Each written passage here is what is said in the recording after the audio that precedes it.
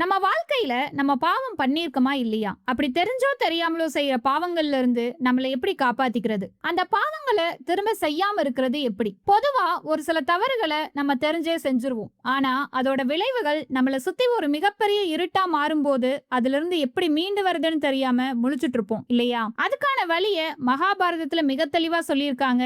அது என்னன்னு ஒரு கதை மூலமா உங்களுக்கு சொல்லப் போறேன். கடைசி வரைக்கும் கதையை கேளுங்க. முன்னாடி ஒரு காலத்துல தேவர்களுக்கெல்லாம் தலைவனான இந்திரனுக்கு விருத்ராசுரன் அப்படிங்கிற ராட்சசனை கொன்ன பாவத்தால பிரம்மஹத்திங்கிற தோஷம் வந்துருச்சு. அதனால இந்திரன் சொர்க்கத்திலிருந்து தூரமா போய் மறைவா தன்னோட தோஷ நிவர்த்திக்காக வாழ ஆரம்பிச்சாரு. இப்ப இந்திரனோட பதவி காலியா இருந்துச்சு. சொர்க்கம் தலைவன் இல்லாம தடுமாறுது. அப்ப தேவர்கள் எல்லாரும் சேர்ந்து பூமியில மிகப்பெரிய புண்ணியம் பண்ண நாகுசன் அப்படிங்கிற அரசனை பூமியிலிருந்து சொர்க்கத்துக்கு அழைச்சிட்டு வந்து சொர்க்கத்துக்கே ராஜாவா உட்கார வச்சாங்க. இப்போ உங்களுக்கு தோணலாம், பூமியில புண்ணியம் பண்ண ராஜாக்கள் வேற யாருமே இல்லையான்னு. நாகுசனோட ஆட்சியில மக்கள் எல்லாரும் மிகப்பெரிய நிம்மதியோட இருந்தாங்க. அவர்கிட்ட லஞ்சம் கிடையாது. அவரோட ராஜ்யத்துல பசியோ நோயோ யாருக்குமே இல்ல. அவர் தர்மத்தை கடைசி வரைக்கும் அப்படியே கடைபிடிச்சாரு. அவர் தன்னோட புத்திய மிகப்பெரிய அளவுல கட்டுப்பாடா வச்சிருந்தாரு. இதுதான் அவருக்கு மிகப்பெரிய புண்ணியத்தை தேடி தந்துச்சு. அது மட்டும் இல்லாம நாகுசன் பூமியில ராஜாவா இருந்தப்போ 100 அஸ்வமேத யாகங்களை வெற்றிகரமா முடிச்சிருக்காரு.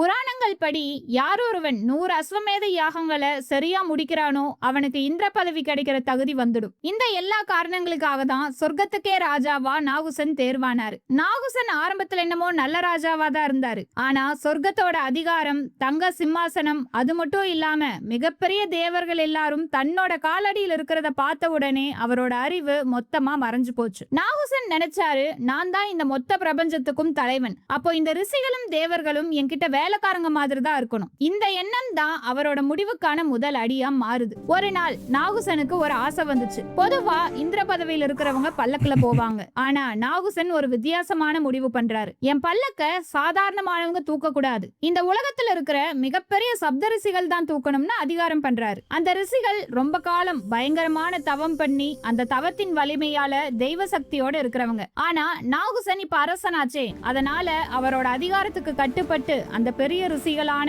அகத்தியர் அப்புறம் அவரோட சேர்ந்த மத்த ரிஷிகளும் பல்லக்க தூக்க ஆரம்பிச்சாங்க. இப்ப உங்களுக்கு தோணலாம், ஏன் மத்த தேவர்கள் எல்லாம் இதை தடுக்கலன்னு. தேவர்களுக்கு அப்ப ஒரு பெரிய பிரச்சனை இருந்துச்சு. இந்திரன் இல்லாத நேரத்துல அசுரர்கள் திரும்ப படையெடுத்து வந்துருவாங்களோன்னு பயந்துதான் அவசர அவசரமா நாகுசனை இந்திரலோகத்துக்கு அரசனா தேர்வு செஞ்சாங்க. இப்ப இவனை எதிர்த்து பேசினா ராஜ்யம் என்னாகும்னு நினைச்சுதான் தேவர்கள் எல்லாரும் தலை குனிஞ்சு அமைதியா இருந்தாங்க. நாகுசன் பல்லக்குல ஏறியாச்சு. ரிஷிகள் சுமக்க பல்லக்கும் கிளம்பியாச்சு. பல்லக்குல ஏறின நாகுசன் அமைதியா இருந்தாரா? இல்ல. கொஞ்சம் கூட மரியாதை இல்லாம மிகப்பெரிய ரிஷிகளை கேவலப்படுத்தி பேசினாரு. வேகமா நடங்க, ஏன் இப்படி மெதுவா நடக்கிறீங்கன்னு சத்தம் போட்டாரு. அகத்தியர் ரிஷி சின்ன உருவம் கொண்டவர். அவரால பல்லக்க தூக்கிக்கிட்டு வேகமா நடக்க முடியல. பல்லக்கு மெதுவா போனதால நாகுசனுக்கு பயங்கரமான கோபம் வந்துச்சு. கோபத்துல நாகுசன் தன்னோட காலால மிகப்பெரிய மகரிஷியான அகத்தியர் தலையில எட்டி உதைக்கிறாரு. உதைச்சிட்டு சர்பம் சர்பம் பாம்பு மாதிரி போகாம கொஞ்சம் வேகமா போங்கன்னு கத்துறாரு. அதை கேட்ட மாத்திரத்துல அகத்தியர் ரிஷி பல்லக்க கீழே வச்சுட்டாரு. அவரோட கண்கள்ல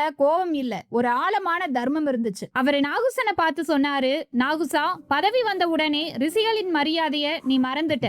யார் உன்னை இந்திரன்னு தலைமையில தூக்கி வச்சாங்களோ, இந்த பதவிக்கு நீ சரியானவன்னு யாரு சொன்னாங்களோ அவங்களையே நீ காலால உதைக்கிற. இது அந்த தர்மத்துக்கே வந்த இழுக்கு. நீ வாயால சொன்ன அந்த வேகமா நட அப்படிங்கிற வார்த்தையே உனக்கு சாபமா மாறட்டும். வேகமா நடக்க முடியாத ஒரு மலைப்பாம்பா நீ பூமி மேல விழுன்னு சாபம் கொடுக்கிறாரு. அந்த நிமிஷமே நாகுசனோட தங்க கிரீடம் மறைஞ்சு போச்சு. அவரோட அழகான உடம்பு மெல்ல மெல்ல நீண்ட உருவமா மாறிடுச்சு. நாகுசன் அகத்தியரோட கால்ல விழுந்து மன்னிப்பு கேட்டாரு. தெரியாம பண்ணிட்டேன் சாமி, சொர்க்கத்துக்கே ராஜாவா இருந்தவன் இப்படி பாம்பாகி போயிட்டேன், என் தலையெழுத்து எப்ப மாறும்னு கேட்டு கதறி அலறாரு. அகத்தியர் நாகுசனை மன்னிச்சாரா? நாகுசன் மீண்டும் எப்படி பழைய மாதிரி மாறினாருன்னு தெரிஞ்சுக்க இந்த காணொலியை முழுசா பாருங்க. அகத்தியர் நாகுசன் கிட்ட சொன்னாரு, நீ மிகப்பெரிய அறிவாளிகளையும் வீரர்களையும் கட்டி போடுற சக்தியோட பூமியில இருப்ப.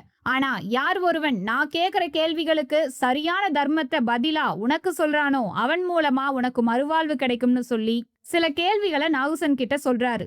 அகத்தியர் சொல்லி முடிச்ச அடுத்த நிமிஷமே சொர்க்கத்திலிருந்து பயங்கரமான வேகத்துல மிகப்பெரிய மலையில ஒரு மலைப்பாம்பா நாகுசன் விழுந்து கிடக்குறாரு. நாகுசன் பாம்பாக விழுந்த அந்த நிமிஷமே சொர்க்கலோக ராஜ்யம் அப்படியே அமைதியாயிடுச்சு. ஒரு மனிதனை நம்பி பதவி தந்தோம், அவன் இப்ப ரிஷிகளையே அவமதிச்சு பாம்பா போயிட்டான், இப்ப யாரு நம்மள காப்பாத்துவான்னு தவிச்சாங்க. சரியா அந்த நேரத்துலதான் அந்த மிகப்பெரிய திருப்பம் நடந்துச்சு. சொர்க்கத்தோட உண்மையான ராஜாவான இந்திரன் அப்ப எங்க இருந்தாரு தெரியுமா? அவர் விருதராசுரன் அப்படிங்கிற ராட்சசனை கொன்னதால வந்த தோஷத்துக்காக மிகப்பெரிய ஏரியில ஒரு தாமரை தண்டுக்குள்ள சின்னோண்டு உருவமா ஒளிஞ்சிருந்தாரு. அங்க அவர் மிகப்பெரிய தவம் பண்ணி தன்னோட தோஷத்தை கழுவிட்டு இருந்தாரு. நாகுசன் சொர்க்கத்துல ஆட்டம் போட்டுட்டு இருந்த அந்த காலம் முழுவதும் இந்திரன் அந்த தாமரை தண்டுக்குள்ள மிகப்பெரிய அமைதியில இருந்தாரு. நாகுசன் கீழே விழுந்த உடனே ரிஷிகள் எல்லாரும் பிரகஸ்பதி அதாவது தேவகுரு கிட்ட போனாங்க. பிரகஸ்பதி தன்னோட ஞான திருஷ்டியால இந்திரன் எங்க இருக்காருன்னு கண்டுபிடிச்சு அங்க போய் பேசுறாரு. இந்திரா, உன் தோஷம் இப்ப கழிஞ்சு போச்சு. நாகுசன் தன்னோட அகந்தையால பாம்பாக மாறி பூமிக்கு போயிட்டாரு. சொர்க்கம் இப்போ தலைவன் இல்லாம இருக்கு. நீ திரும்ப வந்து உன் பதவியை ஏத்துக்கணும்னு கேட்டுக்கிட்டாரு. இந்திரன் மறுபடியும் சொர்க்கத்துக்கு வராரு. அவர் திரும்ப வந்து பதவியில உட்கார்ந்தப்போ தேவர்கள் எல்லாரும் பூக்களை தூவி வரவேற்கிறாங்க. இந்திரன் திரும்ப வந்த அப்புறம் தான் சொர்க்கம் மறுபடியும் தர்ம பாதையில நடக்க ஆரம்பிச்சது. இப்போ பூமிக்கு வருவோம். பாண்டவர்கள் வனவாசம் போயிட்டு இருக்கிற காலம் அது. ஒரு நாள் பீமனுக்கும் அந்த காட்டுல இருக்கிற மிருகங்களுக்கும் நடுவுல ஒரு போட்டி நடந்துட்டு இருக்கு. பீமன் தன்னோட பலம் மேல மிகப்பெரிய நம்பிக்கை கொண்டவர் இல்லையா? இந்த உலகத்துல நமக்கு எதிரியே இல்லைன்னு நினைச்சு அந்த வனத்துல இருக்கிற மிகப்பெரிய சிங்கங்களையும் யானைகளையும் வேட்டையாடிட்டு இருக்காரு. அப்படி வேட்டையாடிட்டே ரொம்ப தூரம் போயிட்டாரு. அவர் தூரம் போக போக அந்த காடு இன்னும் இருட்டாகுது. அங்க சத்தம் கம்மியாகுது. அப்படியே ஒரு பயங்கரமான மௌனம் பரவுது. பீமன் ஒரு மிகப்பெரிய மலையடிவாரத்துல நடந்து போயிட்டு இருக்காரு. சரியா அந்த நேரத்துல ஒரு மிகப்பெரிய மலைப்பாம்பு, அதாங்க நாகுசன், ஒரு குகையிலிருந்து மெல்ல வெளியே வருது. பீமனோட பலம் அந்த பாம்புக்கு முன்னாடி சின்ன விஷயம். சுருக்கமா சொல்லணும்னா அந்த பாம்பு ஒரு மிகப்பெரிய மலைக்கு சமமா இருக்கு. பீமன் ஒரு யானைய தன்னோட தோளுக்கு மேல தூக்குற பலத்தில் இருக்காருன்னு வச்சுக்கோங்களேன். இப்ப அந்த பாம்பு தன்னோட வாளால பீமனை சுத்திடுச்சு. பீமன் சிரிக்கிறாரு. என்னடா இது, ஒரு சாதாரண பாம்பு நம்மளையே கட்டி போடுதேன்னு நினைச்சு தன்னோட புஜங்களை பயன்படுத்தி அந்த பாம்பை உடைக்க பாக்குறாரு.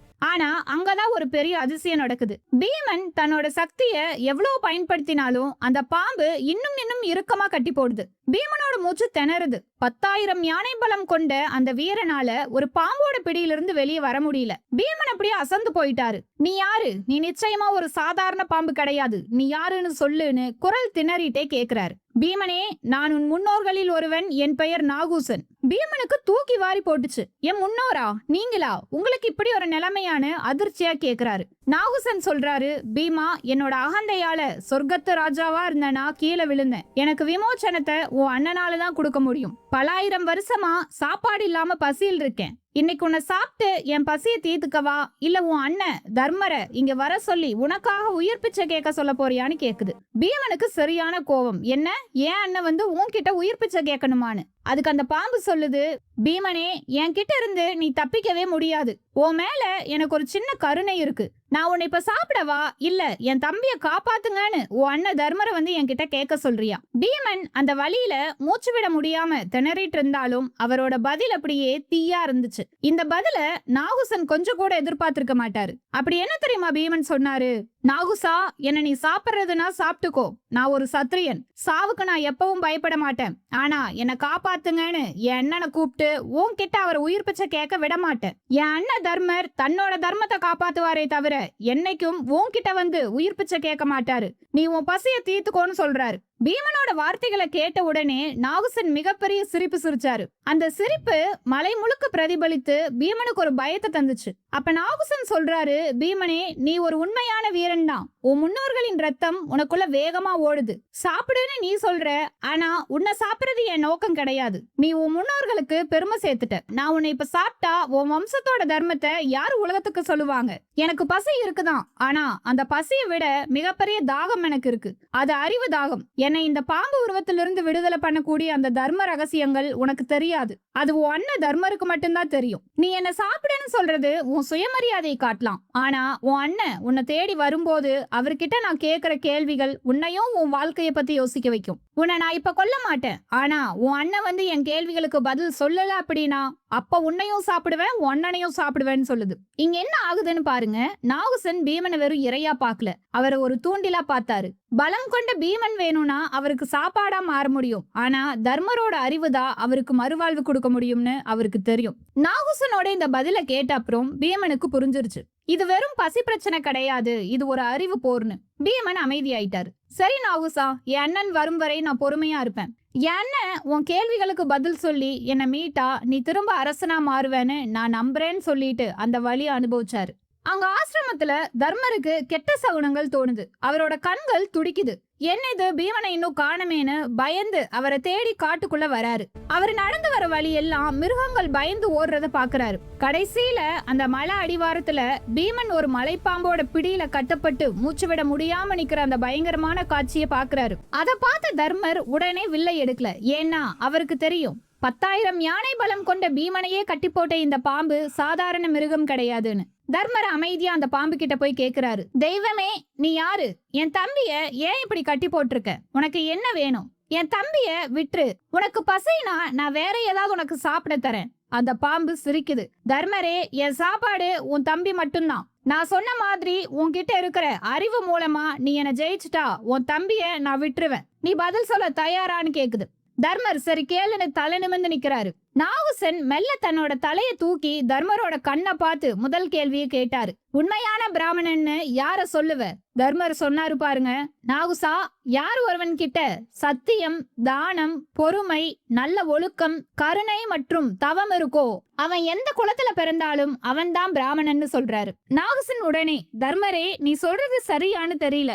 ஏன்னா பல பேர் நல்ல குலத்துல பிறந்தும் நல்ல குணம் இல்லாம இருக்காங்க, பல பேர் கீழ்குலத்துல பிறந்தும் நல்ல குணத்தோடு இருக்காங்க. அப்ப பிறப்பு முக்கியமா இல்ல குணம் முக்கியமா? தர்மர் சொல்றாரு, நாகுசா, பிறப்பு அப்படிங்கிறது ஒரு வாய்ப்பு தான், ஆனா குணம் தான் ஒரு மனசை யாருன்னு முடிவு பண்ணுது. ஒரு தாழ்ந்த குலத்தோன் கிட்ட நல்ல குணங்கள் இருந்தா அவன் பிராமணனை விட உயர்ந்தவன். அதே மாதிரி ஒரு பிராமணன் கிட்ட நல்ல குணங்கள் இல்லைன்னா அவன் கீழான மனுஷன்தான். மனுஷங்க பிறப்புல சமம் தான், ஆனா அவங்க செய்யற கர்மாவாலதான் உயர்ந்தவங்களா மாறுறாங்க. நாகுசனோட அடுத்த கேள்வி, தர்மரே, ஒரு மனுஷனுக்கு ஸ்வர்க்கம் எப்படி கிடைக்கும்? தர்மர் சொல்றாரு, உண்மையான வார்த்தை, அமைதியான மனசு மற்றும் தர்மங்கள் செய்யற மனுஷனுக்கு ஸ்வர்க்கம் தானாக கிடைக்கும்னு. நாகுசனோட அடுத்த கேள்வி, கஷ்டத்துல இருக்கிற மனிதனுக்கு மிகப்பெரிய துணை எது? தர்மர் சொல்றாரு, தைரியம் நாகுசா, யார் ஒருவன் தைரியத்தை கைவிட மாட்டானோ அவன் எவ்வளவு கஷ்டம் இருந்தாலும் அதிலிருந்து மீண்டு வருவான்னு. கடைசி கேள்வியாக நாகுசன் கேட்டாரு, தர்மரே, இந்த உலகத்துல மிகப்பெரிய அதிசயம் எது? தர்மர் கண்ணீரோட சொல்றாரு, நாகுசா, இந்த உலகத்துல ஒவ்வொரு நிமிஷத்துலயும் லட்சக்கணக்கான மனிதர்கள் இறந்து போயிட்டு இருக்காங்க. அதை நம்ம கண்ணால பாக்குறோம், ஆனா அங்க நிக்கிற நம்ம மட்டும் நான் வாழ்வேன்னு நினைக்கிறோமே, அதுதான் இந்த உலகத்துல மிகப்பெரிய அதிசயம்னு. நாகுசன் கிட்ட இருந்து சத்தம் வரல, அவரோட கண்கள்ல இருந்து கண்ணீர் விழுது. நாகுசன் அப்படியே பீமனை மெல்ல கீழே விட்டாரு. அந்த மலைப்பாம்பு மெல்ல ஒளியா மாற ஆரம்பிக்குது. நாகுசனின் அந்த பழைய சாபம் நீங்கி அவர் ஒரு ராஜாவா தெய்வ ஸ்வரூபத்துல தர்மர் முன்னாடி நிக்கிறாரு. அப்ப நாகுசன் சொல்றாரு, தர்மரே, நீ என்ன ஜெயிச்சுட்ட. உன் அறிவு என்னை இந்த மிருக உருவத்தில இருந்து விடுதலை பண்ணிடுச்சு. அகத்தியர் ரிஷி எனக்கு சாபம் கொடுத்தப்ப சொன்னாரு, உனக்கு தர்மத்தை சரியா யார் சொல்றாங்களோ அப்ப நீ விடுதலை ஆவன்னு. இன்னைக்கு உன்னோட தர்மம் என்னை காப்பாத்திருச்சு. பலாயிரம் வருஷங்கள் பாம்பா கீழே விழுந்து கிடந்த நாகுசன் இப்ப திரும்ப ஒரு தெய்வ புருஷனா திருமுகத்தோட நிக்கிறாரு. சொர்க்கத்துக்கு போறதுக்கு முன்னாடி நாகுசன் தர்மரையும் பீமனையும் பார்த்து ஒரு மிகப்பெரிய உண்மையை சொல்றாரு. தர்மரே, என் வாழ்க்கை மூலமா இந்த உலகத்துக்கு ஒரு பாடம் சொல்லுங்க. பதவி வந்த உடனே என்னை தூக்கி வச்ச ரிஷிகளையே நான் அசிங்கப்படுத்தினேன், அதுதான் என்ன ராஜால இருந்து பாம்பா மாத்துச்சு. ஆனா கஷ்டத்துல உட்கார்ந்து என் தப்பு என்னன்னு நான் யோசிச்சு தர்மத்தை கத்துக்கிட்டதாலதான் இன்னைக்கு திரும்ப அரசனா மாறிட்டேன்னு சொல்லுங்க. அவர் பீமனை பார்த்து சொல்றாரு, பீமனே, பலம் முக்கியமான விஷயம்தான், ஆனா அறிவு இல்லாத பலம் உன்னை கட்டி போடும். தர்மரோட அறிவு தான் உன்னையும் காப்பாத்தி என்னையும் காப்பாத்தி இருக்குன்னு பீமன் தலைவணங்கி கருத்தை ஒத்துக்கிறாரு. அந்த சமயம் சொர்க்கத்திலிருந்து ஒரு தெய்வ விமானம் கீழே வருது. தேவர்கள் எல்லாரும் பூமாரி பொழியறாங்க. தேவர்கள் தர்மரை பார்த்து, யுதிஷ்டிரா, நீ இன்னைக்கு வெறும் பாண்டுவின் மகன் இல்ல, நீ உண்மையான தர்மராஜா. நாகுசன் கிட்ட இருந்த அந்த மிகப்பெரிய அகந்தைய உன்னால மட்டும்தான், உன் அறிவால மட்டும்தான் உடைக்க முடிஞ்சது. உன்னோட இந்த பொறுமையும் தர்மத்தை காப்பாத்த நினைக்கிற இந்த குணமும் தான் உன்னை ஜெயிக்க வச்சிருக்குன்னு பாராட்டுறாங்க. அப்பதான் தேவர்கள் ஒரு மிகப்பெரிய ரகசியத்தை சொல்றாங்க. யார் ஒருவன் கஷ்ட காலத்துல கூட தன்னோட தர்மத்தையும் அறிவையும் விடாம இருக்கானோ அவனுக்கு இந்த உலகத்துல வெற்றி நிச்சயம். இந்த மலை மலைப்பாம்பை நீ ஜெயிச்சது உங்க எதிர்கால போருக்கான ஒரு முன்னோட்டம் மாதிரி தான் சொல்லி ஆசிர்வதிச்சாங்க. தேவர்கள் பீமனை பார்த்து, பீமனே உன் பலம் உலகத்துக்கு தெரியும், ஆனா பலம் எப்பவும் அறிவுக்கு கீழே தான் இருக்கணுங்கிறத மறந்துடாதன்னு மெல்ல புரிய வச்சாங்க. பீமன் தலை வணங்குறாரு. நாகுசன் அந்த விமானத்துல உட்கார்ந்து தர்மருக்கும் பீமனுக்கும் ஆசீர்வாதம் பண்ணிட்டு மறுபடியும் சொர்க்கலோகத்துக்கு போறாரு. பீமனும் தர்மரும் அந்த விமானம் மறையற வரையிலும் மலையில நின்னு பாக்குறாங்க. பீமனோட மனசுல இருந்த அந்த மிகப்பெரிய அகந்தை இப்ப மொத்தமா குறைஞ்சு போயிருச்சு. நாகுசன் இப்ப சொர்க்கத்துல ஒரு தெய்வமாகவும் முன்னோர்களில் ஒரு உயர்ந்த நிலைமையிலும் இருக்காரு. அவர் எந்த அதிகாரத்தையும் பதவியையும் ஏத்துக்கல. இந்திரன் நாகுசனை பார்த்து மரியாதை பண்றாரு. ஏன்னா பாம்பாக விழுந்து திரும்ப ஞானியாக மேல வந்திருக்க, நீ என்னை விட மிகப்பெரிய பாடம் இந்த உலகத்துக்கு சொல்லி கொடுத்திருக்கன்னு இந்திரன் சொல்றாரு. நண்பர்களே, கதையோட ஆரம்பத்துல நான் சொன்ன அதே விஷயம்தான். நம்ம பண்ண தவறால மேலே இருந்த நம்ம கீழே விழுந்திருப்போம். இன்னைக்கு நீங்க கீழே விழுந்து கிடக்கிற அந்த குகை உங்க வாழ்க்கையோட முடிவு இல்ல.